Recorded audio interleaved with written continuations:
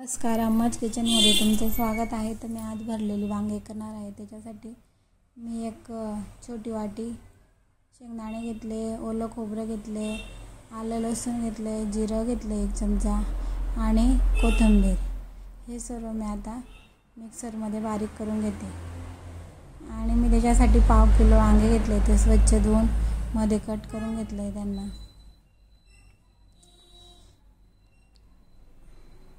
आता मी याचं वाटण करून घेतलं. आता आपण ते वाटणामध्ये लाल मिरची मी एक मोठा चम्मच लाल मिरची घेतली, 1/2 चमचा हळद घेतली, एक चमचा गरम मसाला आणि चवीनुसार भाजीला लागणारं मीठ मी त्याच्यात टाकून घेतलं आहे.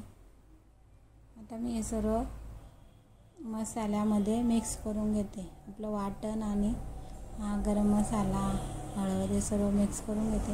याच्यात मी पाण्याचा अजिबात वापर केलेला नाही आहे. आता पण तुम्ही पाहू शकता मी कोरडंच मिक्स करून घेते. कोरडं सर्व मिक्स करून घेतलं.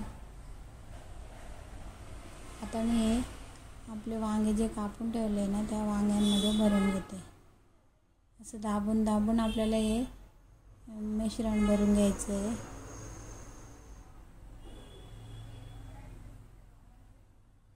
असं एक वांग्यामध्ये असं मस्त दाबून भरलं.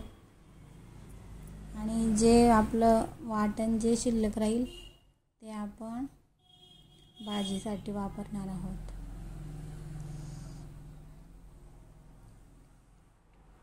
असे मी सर्व वांगे भरून घेतले. आता मी गॅसवर कढई ठेवली. कढई गरम झाली. 1 पळी तेल टाकलं. तेल गरम झालं. 1/2 चमचा मोहरी टाकली.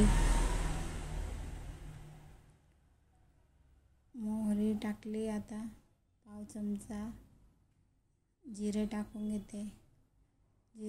मोहरी चांगली तडतडली, जिरे टाकले. आता मी याच्यात आपला जो शिल्लक राहिलेला मसाला आहे तो तेलात मी टाकून घेतला. हे आता आपण चांगलं मिक्स करून घ्यायचं, चांगलं तळून घ्यायचं मसाला. कारण या मसाल्यामुळे आपली ग्रेव्ही अशी दाटसर होते, म्हणून याला मी चांगला तळून घेतला. आता मी याचे आपले वांगे भरलेले आहेत ते वांगे टाकून घेते. वांगे टाकून मस्त मिक्स करून घ्यायचं आहे. आपण याच्यात मीठ वगैरे सर्व मसाला वांग्यांमध्ये टाकला आहे, तर आपल्याला याच्यात काहीच टाकायचं काम नाही. आता आपण याच्यात थोडं पाणी टाकून हे चांगले परतून घेऊ.